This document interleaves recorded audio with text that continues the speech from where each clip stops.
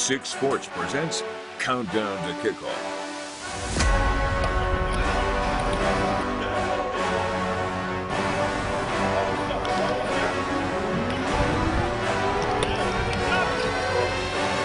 What time of day? Come on now. Play fast. See ball, get ball. Come tight, tight. Game speed. Game speed. You got to move your feet. Do a dance. Step, release. All things jump. Good. One thumb's out of break. One thumb's out of break. There you go. Move. Step, release. Hopefully you're ready for a brand new season of college football, because one thing's for sure, Michigan State squad is ready to rock in East Lansing. Hello and welcome to our annual Countdown to Kickoff special. It's when you know a new year is about to get underway, and we have an incredible hour ahead. Friday night against Western Michigan is when the fun begins for the Spartans. This will be the 17th all-time meeting between the two schools, and MSU has won the last 12 straight against the Broncos. However, that does not mean anything to Mel Tucker. With the preseason behind them, MSU pushed everything up a day from a preparation standpoint, since the opener is on a Friday versus Saturday. And during his Monday presser, you could tell it is game week. Tucker didn't divulge much. He was asked who's going to be returning punts against the Broncos, and he said, quote, "We'll just have to see." Defending the woodshed has also been a huge point of emphasis this week, and the message to the players is clear. Whatever we've seen on film from these guys, like we're watching the film, and whatever we've seen, like from their personnel, their film, they're going to be better than that. They're going to be way better than that. They're going to be more intense than that. They're going to be stronger than that. They're going to be faster than that. They're going to be more physical than that. So, that's our focus. Is like, so we're expecting. We have to play our fannies off. That's our preparation, that's our mindset to go out there, and so we're like practicing. We're trying to make our practices harder than what we anticipate the game's going to be, which is that's a high bar, that's a high standard. So we're really we're hunkered down there, and we're in the weeds. Yeah, and we all know what kind of work goes into pulling weeds. Well, it is not for the faint of heart. And for redshirt junior quarterback Peyton Thorne, Friday's game is going to be unlike anything he's ever experienced on the football field. In all 13 starts he made under center last season, his father, Jeff, was either watching from the stands or at home. But that won't be the case this year, because he's moved on to a new job since then. In January, Western hired Jeff to be its new offensive coordinator and quarterbacks coach after leading North Central College in Illinois to a Division III national championship in 2019, as well as a runner-up finish last season. Tucker was asked this week if Peyton has shared any details about his dad's offensive tendencies with MSU defensive coordinator Scotty Hazelton, and he just said no. Peyton has never played in his dad's offense and doesn't know what to expect come Friday. In fact, Peyton's attention isn't even on his dad for the season opener, because it's the Broncos defense he has to worry about. The two have talked to each other briefly this week without giving away any schematic details, and Tucker did share on Monday that he made a point to sit down with his QB1 to see where his head's at with all of this heading into the opener.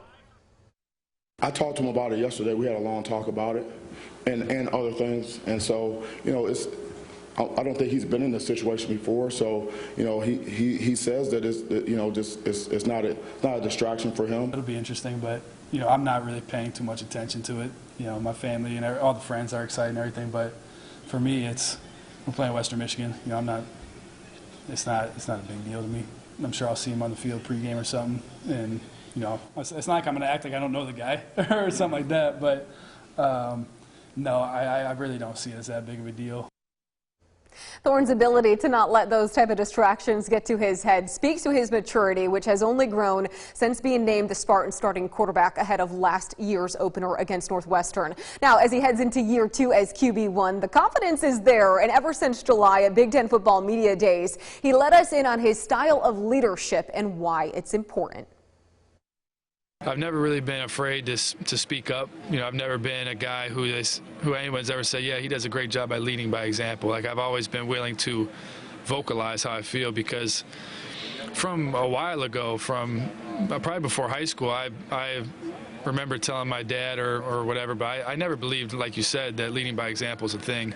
Like, that's just that's just the price of admission. You know, growing up a coach's son, and my grandpa was the head coach of the program back home, and then my dad ended up taking over. And for my whole life, they talked to me about relationships and really love. And people may not talk about that much in football because it's supposed to be this hard-nosed game, but when you really get to know somebody, which is what they focus on a ton in their program. So I watched that my whole life, and I watched them do that, and I watched the power behind that and how those guys responded to that. So it was something that I'm kind of almost used to.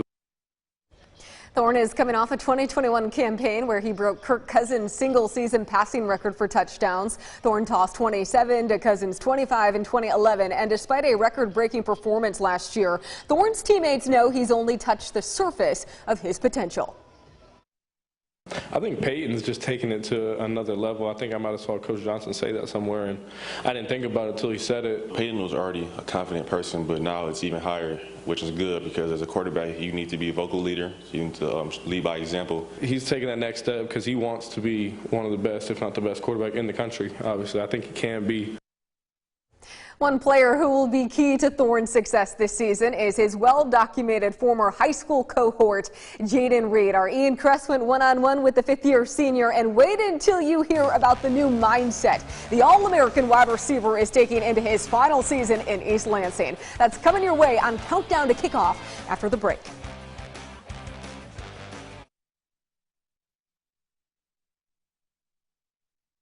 You also too mentioned that put them in a frenzy. Frenzy is your favorite word right now. Why? I mean, it's a fun word to play with. You know, so it's like it's a behavior that they can't control. So it's like, and that we could put it in the football instance. They got their best corner on Jaylen with the safety over the top. That leaves 3 defenders backside for me, Trey, and a tight end, or me, Trey, and another receiver. It's like they're going. The defensive coordinator is going to panic. Like he might pull his hair out his head. He's going to be like, after that first game, he'll be like, all right, how can we defend all of these weapons? Confidence is high among Michigan State's wide receivers as they head into the 2022 campaign. And at Big Ten Football Media Days in July, Jaylen Reed said he believes the Spartans have the best receiving room in the Big Ten. So you accompany that with the words we just heard from sophomore Keon Coleman during fall camp, and wow, we could be in for some highlight reel touchdowns this fall. Reed transferred from Western Michigan to Michigan State in 2019, and before last season, he was gifted the honor of wearing the #1 jersey. He's the first Spartan to don this number since the late Charles Rogers wore it in 2002 and backed it up by posting a career high in receptions, receiving yards, and touchdown catches. Our Ian Kress joins us now, and that's because you had a chance to catch up with Reed about a decision he had to make in the offseason. Yeah, after a standout performance in the Chick-fil-A Peach Bowl, with this being one of the 2 highlight reel touchdown catches he had against Pitt, Reed had a chance to go pro, but instead decided to come back and, in a sense, found a connection to God that he's never felt before. Back to Thorne, deep ball, end zone, Reed, touchdown, Michigan State.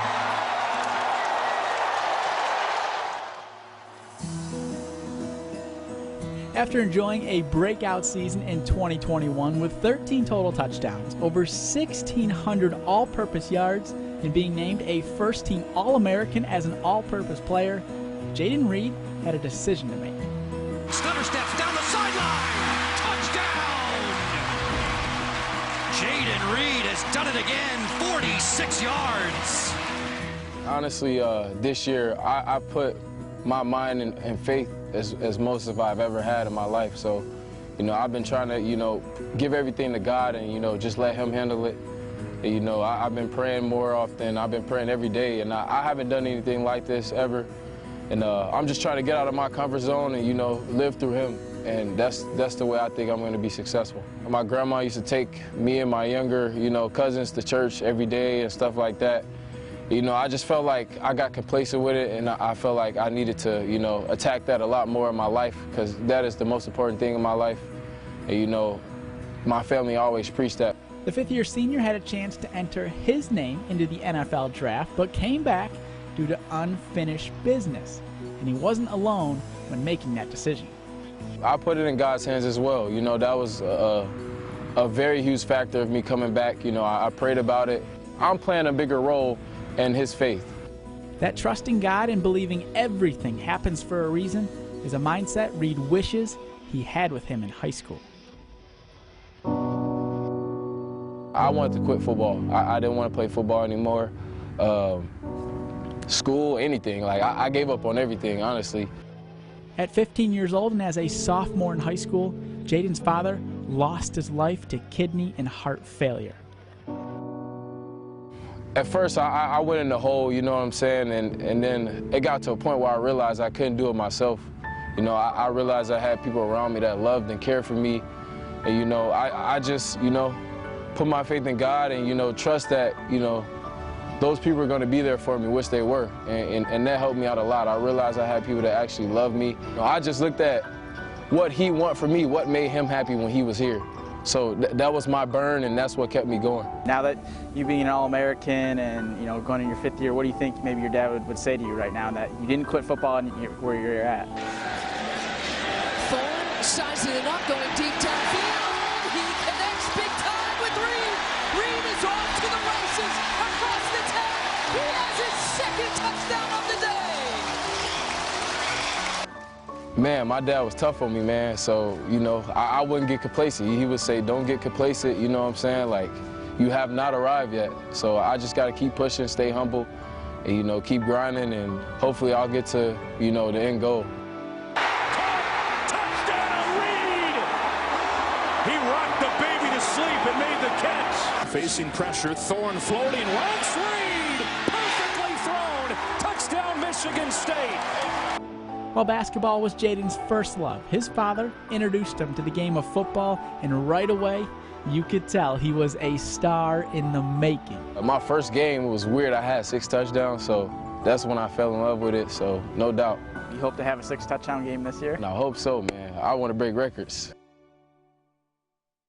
Well, Reed has been named to a number of preseason watch lists, such as the Biletnikoff Award, which is given to the nation's most outstanding wide receiver. So it appears the rest of the country has taken notice in his abilities. Oh, yeah, no doubt about it, E. Thank you. And he's not the only wideout you're going to want to keep your eye on this year. With the loss of 3-year letter winner Jalen Naylor to the NFL, Coleman could be Reed's new wingman this season. Last year, as a freshman, the dual-sport wideout showed his flashes of athleticism both on the gridiron and basketball floor, and in fall camp, he has been turning some heads due to some of his grabs in the end zone. We got some good leadership in that group from different guys, and obviously Jayden is the key leader and returner of that group. But I think we got a couple young guys that are going to be really good. I think Keon Coleman's going to be a stud. If it's 50-50, that means he can catch it, I can catch it. In my mind, I put it 100%. If I don't catch it, nobody's going to catch it. He doesn't lack confidence at all. I don't care what it's about. We could be talking about playing kickball. He's going to kick it the farthest. So he doesn't lack confidence. Well, a big reason why MSU's wideouts were one of the best in the Big Ten in 2021 was because of this man that you see right here and heard from. When we come back, former Spartan great Courtney Hawkins goes one-on-one with our Nick Mantis about his playing days in East Lansing and what he loves the most about being the wideouts coach at MSU. We'll see you soon.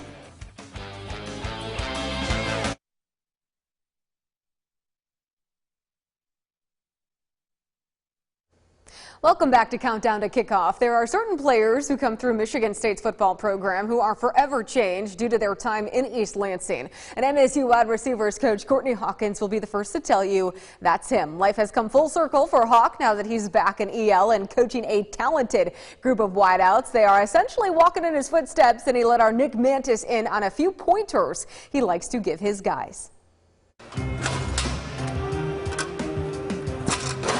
There we go. Ho, ho, ho, ho. Almost got ugly. Good shot. Ready? Yeah.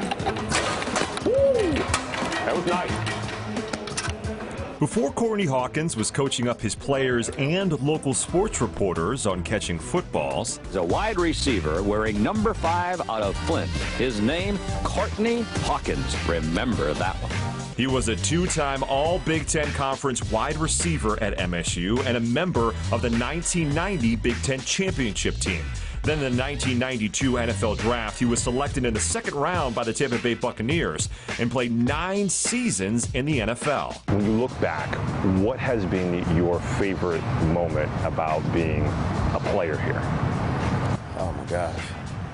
Probably my favorite moment, man, is the friendships that I built here. You know, like when we had the Spartan Con a couple weeks ago, so many guys came back and that were back through my era. And just the relationships that we have, you know, it's like, you know, we get together, man. Here we are. We're in, you know, we're seasoned now, and it still feels like we're 21 years old. Gotcha.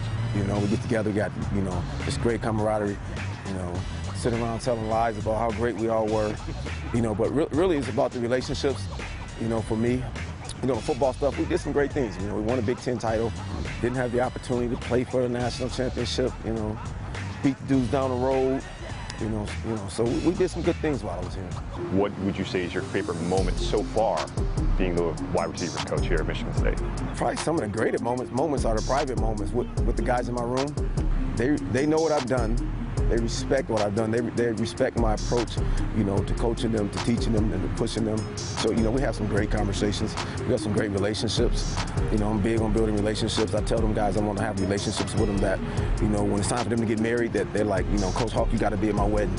You know, that's the kind of relationship, you know, that I want to have with my guys. It's football and life in general, for the way that I see it, you know, it runs on the same train track.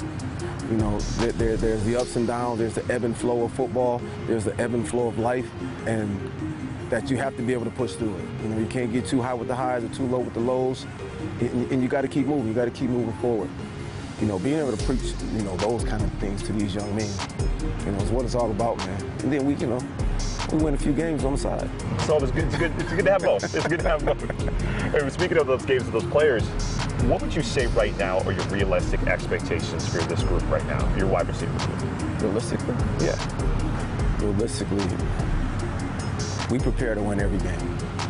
Every game. And we prepare in our room to be the best room in the country. Every day we touch the field, we're going to get 1% better. I coach the guys hard. I push them hard. I pour into them everything that's been poured into me over the years. You know, they're taking it in. They want to learn. They want to be great. You know, there's a lot of people said, you know, last year, was it a fluke? We guys love to prove. We got a huge chip on our shoulder, man. Current MSU linebacker Darius Snow is the nephew of Percy Snow, a college football Hall of Fame linebacker during his days at MSU and a former teammate of Coach Hawkins. Is that made you maybe feel a little bit older at all? Is that tough at all to be coaching the guys who you used to, the descendants of the guys you used to play with? No. Actually, I think for the most part, I think it makes it easier. Because, you know, I'm like, look, I know your bloodline. I played with your uncle. I played with your cousin or whomever that is. You know, I know what kind of cloth you're cut from. I expect you to be a dog because you've been around a dog all your life. We just kind of kick it as, you know, they know I'm a Spartan dog. You know, so dogs kind of talk to dogs a different way sometimes, man. So, you know, we got great relationships, man, and it's fun to be a part of it. Well, thank you for being part of this interview. Hey, I appreciate you, man. Always great talking to you. Yep. Yeah. Have a good rest of the day. Hopefully we got you right. No, exactly. I'll work on the framing of my hand, the triangle and stuff, but I think after today I'm going to be a little bit better. Oh, that's a bet. I love it. Appreciate you, man. This is Hawkins' third season as the wide receivers coach, and just how he wants his room to be the best in the country. First-year running backs coach Ephraim Reed will tell you the same thing. Even back in the spring, Reed had to answer questions about Kenneth Walker III. He was hired in January of this year after William Peagler departed for the University of Florida. And because of his prior experience on the Spartan staff as an offensive analyst in 2020, he knows exactly what's expected of him going into his first season in this role. He also knows what's expected of him due to his history with offensive coordinator Jay Johnson. Obviously, this is a dream come true. You work hard, and you start off at the bottom of the totem pole, and you kind of hope for a good chance. And one like this doesn't come quite often, but I'm pretty fortunate and blessed that I've had this opportunity. Prior to coming to East Lansing in 2020, Ephraim Reed spent his entire life in the Bayou State. If you've ever been to Louisiana, it's a different culture of its own. With Mardi Gras and all the different festivals and holidays and just the way of life and the culture. For me, anytime I go anywhere else that's other than Louisiana, it's just completely different. The people are different. Obviously, the food's different. But coming up here to East Lansing, I think the biggest difference was obviously the weather. It's a huge difference. I'm used to 117 15-degree heat index, during fall camp, and you don't have those days anymore. So, I mean, I'm out here in long sleeves and pants every day sweating, and people look at me like I'm foolish. I'm just what I'm used to. Born in Baton Rouge, Louisiana, Reed was a first-time All-State honoree at Dutchtown High School after rushing for 32 touchdowns as a senior before going on to play at Louisiana. So not only does he know the position well, but it's where he first became familiar with Jay Johnson and his offense. This is a relationship business. So for the most part, nothing's changed since I played for him as far as, formationally and, his thought process. Obviously, it's expanded a little, but, for the most part, he still is the same guy that he was over 10 years ago when I first met him. But, I think that brought so much comfort because I know him, his wife, his son. I've known them for years, and, they're the same people, who recruited me when I was coming out of high school. It's a big reason why Reed has been able to pick up where William Peagler left off. However, there is one large task at hand. This has to be your favorite question, and you get asked it all the time. Let me guess. Yeah, you want to ask it? Pretty sure it has something to do with Kenneth Walker. Yes. You do have a lot of guys, though, that you're very confident in. Who is really starting to emerge in camp and sort of fill that spot? The first thing I've told everyone, I told the players, when I first took the job back in January and again in the summer when, guys like Broussard joined us, we can't replace Kenneth Walker and what he did. There's no one in the room who could be him, so we don't need to be him. But collectively, we need to create the same value he brought to Michigan State. And that's our goal right now. We don't need anyone to go out there and try to make people miss like he did, try to make plays like he did. Collectively, if we can do that together and manage the game a certain way, we'll be just fine. Reed's room is full of versatility. And as you'll hear, each Spartan running back on the squad this year does bring something different to the table. In the spring, I thought Jaylen Berger really took off. Toward the end of the spring, you kind of see he was getting back in his groove after sitting out last year. And same thing now, he's taken off, his body's changed, he's gotten bigger, he's gotten stronger, he's gotten faster, he's more focused and detailed. Jared Broussard came in this summer, so he was a little behind the 8-ball. But I think he's done a great job of catching up and, understanding the playbook because obviously he played in this offense when he was at Colorado. But he's done a phenomenal job of, being a veteran leader in the room as well. I think Harold Joyner has been practicing really hard these past couple weeks. So I think collectively the guys are buying into their roles individually. There's no doubt about it. A lot of eyes are going to be on the running backs come Friday at 7 o'clock. And without Walker in the backfield, all Reed is focused on is making sure he puts the best product on the field. It's exactly what his boss, Mel Tucker, wants to see as well, who also knows a lot of eyes are going to be on the cornerbacks this opener. He has taken it upon himself to coach this position group this year, and we're going to take you inside the film room for his expanded role when we come back.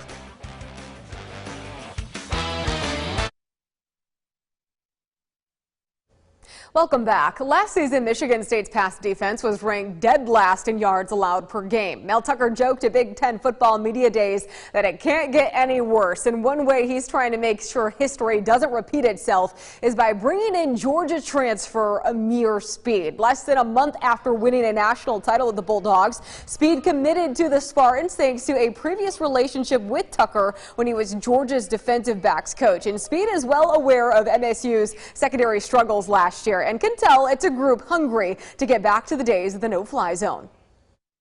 Really just emphasizing the details and just knowing that we don't want to feel that feeling again.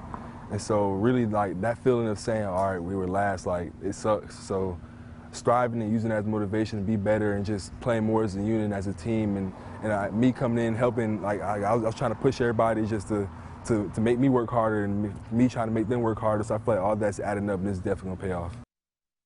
The corner's inability to contain opposing wideouts a year ago is not a secret to anyone who walks the halls of the football building. It's also why Tucker has taken it upon himself to coach the corners this year, along with his other responsibilities. And so we mic'd him up so you can see how hands-on he is with this position group. Is this our standard? We've done it right before. The standard's been reached before, right? It's a small detail, but it ends up being a big play. You have to do your job. You see something, say something. A lot of times I'm just reinforcing what Scotty is saying to the defense. The points of emphasis, you get what you emphasize. We see football the same way, and we've already watched the film together, and we're presenting corrections to players of points of emphasis, and I just like to be involved, and I always want to reinforce what Scotty is saying up there. Touchdowns, guys. Not doing your job. Our meetings are very energetic, and I mean, our coaches are into it. The players know what to expect when they come into the meeting room. I mean, we're ready to go. I mean, the coaches have already been up. The players have been up. We're a morning practice team, and so we get up, we hit the ground running. But you have to bring energy in the meetings. What time is that, Chief? Where's the ball thrown? I mean, we're passionate about what we do. The players are passionate. They want to be great. We want to be great.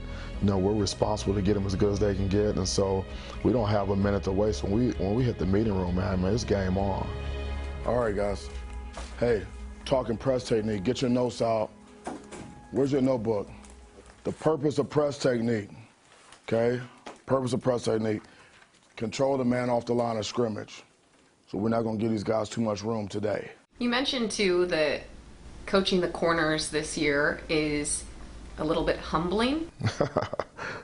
It is humbling because, so, you know, this is my 26th year of coaching. You feel like, you know, hey, I got this thing figured out, and I run this drill and I explain this. I'll watch the film with them and I'll tell them what to do and they'll get it done. And it doesn't work like that. Thumb up on the breastplate here, okay? We're here, okay? We lose our power. You can't do a push-up like that, okay? You don't bench press like that. It was right here.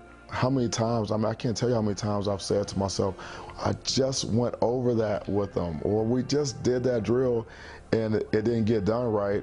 And again, it's very humbling because as a coach, I mean, you can blame the player if you want, but that's why they call us coaches. You know, they all need a coach. And so as a coach, you're saying, hey, listen, I didn't get it done. Like, I need to explain it better. Look at your butt. See how your butt drop? So your butt, now you're square. See how you're square? He's square, you're square. But your butt drops. When your butt drops, your weight goes back on your heels. What do you like then about the position meeting with the corners after you have the defensive meeting? Yeah, so I like to be able to get with the guys and really hone in on the details of their position and them individually. When they're in the defensive unit meeting, a lot of it is big picture, you know, how they fit into the scheme. But, you know, Scotty's not talking to the corners about their footwork or their hand placement and press coverage. I like getting into the weeds and getting into the details because that's how guys get better. I'll jam you with this hand, okay? Grab my arm, pull me through, okay? Touchdown. I actually like to see the looks on those guys' faces when I'm describing something to them and I can see that it resonates with them and they take notes and say, oh, okay, I see, coach. And then I know that eventually we're going to get a chance to go on the field and practice it. On the field, that's where the rubber meets the road. To be able to take it from the classroom and take it to the field, it's not the easiest thing to do in the world. And so we have to teach them in a logical progression. When you change direction, you change speed. Attack it. Run through the ball and pluck it. I have a unique skill set. I've been blessed and fortunate to be able to hone that skill set. I have a gift to be able to teach. It's a great way for me to give back, you know, to contribute to the team, you know, to pour into the players. All right, here we go. Right there, right there. Break. Good, here we go. You know, the saying is, if you're not coaching it, you're letting it happen. So whatever you see on the field is a direct reflection of your coaching. For me to be able to work with a position, it's great because I love being all in. I love being held accountable, you know, for what happens on the field. Here we go. We're good. Everybody got it. Taking care of the football is very important to Tucker, and the players are constantly reminded of it. This saying, the ball, the ball, the ball, is plastered all throughout the football building. Tucker even has a shirt, as you see, with the phrase he wears in practice. He has big goals for the Spartans in 2022, and one of them is making sure they go undefeated again this year in the woodshed. It was a big emphasis in our one-on-one chat, and it's up next.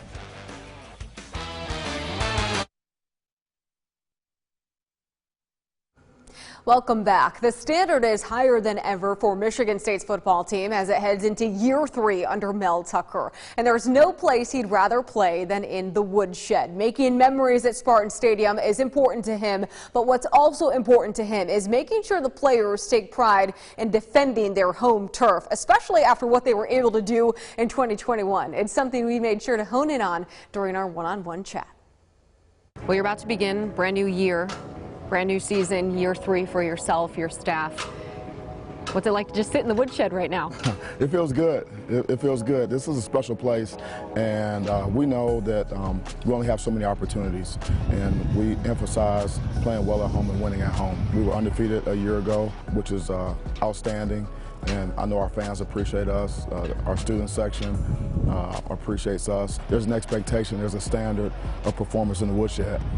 The student section is sold out this year. Yep. And I know that was a big thing when you came here. You wanted it to be packed to the max, especially from a student standpoint. So to see that this year that the student section is sold out, what does that mean to you? It means that they appreciate what they've seen from us. They believe in us, and they're excited about our football team. That's a huge step in the right direction for us as a program.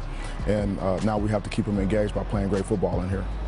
How much do you go into conversations of winning at home?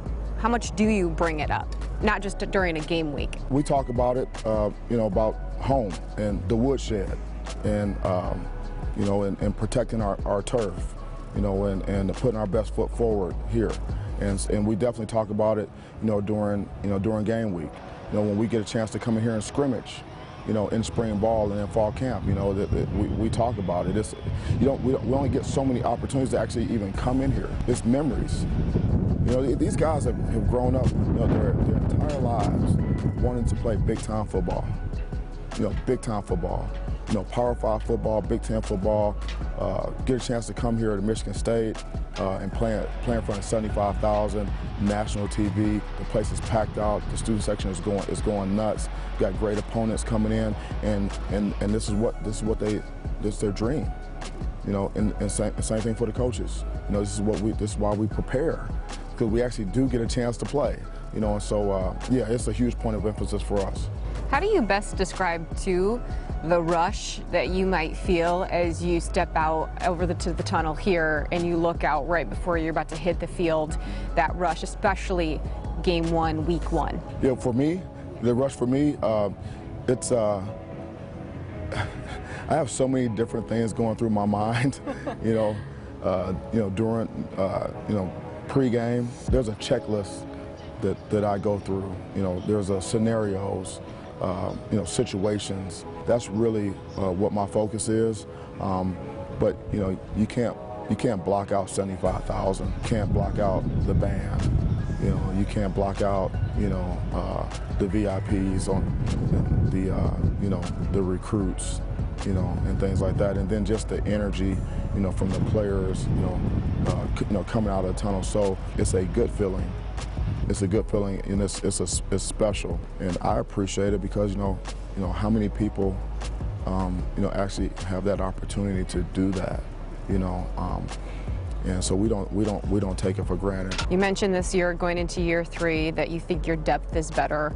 You think that players are holding each other accountable a lot more. But what else do you think has been a pivotal point, or will be a pivotal difference, or something that people will be able to notice right away that is different this year? I do believe that our team will have more chemistry, and that we'll be more connected. We will be able to be more consistent, and so I'm anticipating a higher level of complimentary football this season. What's your morning routine like on game day? I'm not sure if I have a routine, but no one's ever asked me. No one's ever asked me that. My morning routine is, I usually get up early, listen to a lot of music, and review my notes, and I play the game in my head. I try to play the game throughout the week as much as I possibly can. Anything that happens in the game, anything that happens on the field, or any type of call or anything that happens, I pretty much usually have covered that and rehearsed that in my mind of what my response is going to be, what it needs to be in those situations. Because it's standard over feelings. I can't go out there and coach on emotion. I have to do what needs to be done and stay neutral. And a lot of that is mental, imagery and visualization, of scenarios in the game, so that I can stay neutral and I'm not surprised by what happens on the field. So what was the biggest game then last year where you played it in your mind and weren't caught off guard by something, or you were more prepared because of doing that in the morning? When we played the school down the road, we found ourselves down, double digits at halftime, at home, and so I played through those scenarios, up at half, down at half, even at half, behind in the fourth quarter, up in the fourth quarter, calls going your way, calls not going your way, things like that. And that was a game, where, neutral thinking and being able to stay in the moment and play the next play was critically important. National TV, Fox Big Noon is here, ESPN Game Day is here. The place is sold out. We're undefeated. We're ranked. We're ranked high. It's the biggest game in college football up to that point in the season in terms of viewership, and we're down double digits at halftime. So how do we respond? I think I've coached in over 300 games, and so those are things that come up in games. There are always momentum swings in games, no matter who you're playing or when you're playing. And at some point, in the season, you're going to be up, or you're going to be down. You're going to be struggling, or you're going to be clicking. And so the team goes how I go, and so I have to already know, what my mindset is going to be and how I'm going to handle those situations. Well, now you know what kind of headspace Tucker will be in come 7 o'clock on Friday. All right, it's time to move on from East Lansing and make our way down to Ann Arbor. This will be Jim Harbaugh's 8th year at the helm of the Wolverines. You'll hear how he's approaching week 1 when we come back.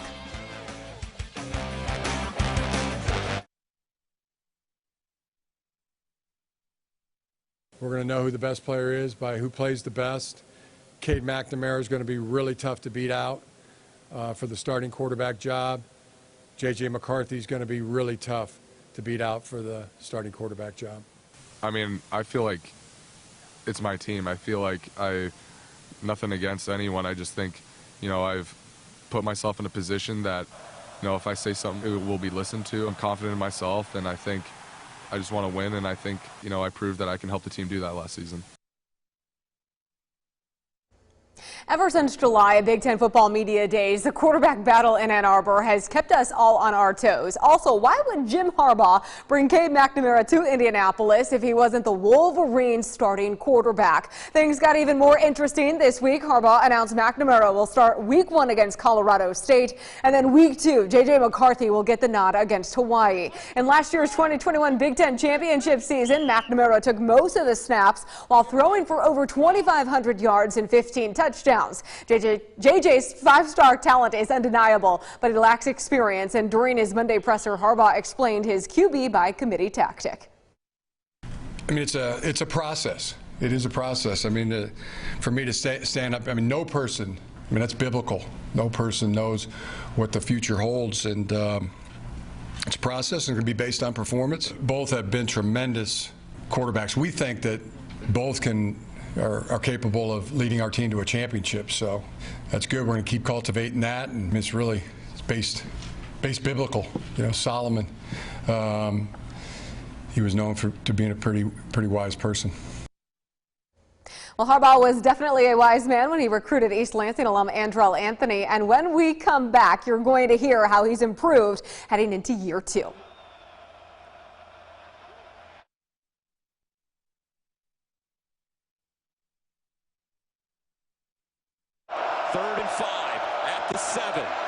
McNamara standing strong in the pocket, and it's caught. Anthony with a burst. Anthony down the sideline. Andrell Anthony. Touchdown Wolverines. 93 yards like that. East Lansing alum Andrell Anthony certainly made a splash as a freshman in Ann Arbor, and now that year two is loading for the former Trojan. You wonder what he's going to do now as a sophomore. After scoring 3 touchdowns during his freshman campaign, the offseason has been a great time for him to improve his skills, and senior defensive back DJ Turner has seen those improvements firsthand during fall camp. I'll just say, like, I guess route running, just don't completely rely on his speed. So I'd say, like, definitely some of his routes he's done in the camp I've seen is he's been definitely working on it. That route running is going to need to be pristine against a Colorado State defense that only lost to Iowa by 10 points last season, and they're ready for anything. Just a whole bunch of route combinations. They throw the ball a lot, and so we just got to be ready for anything because they have zone beaters, man beaters, just got to be ready.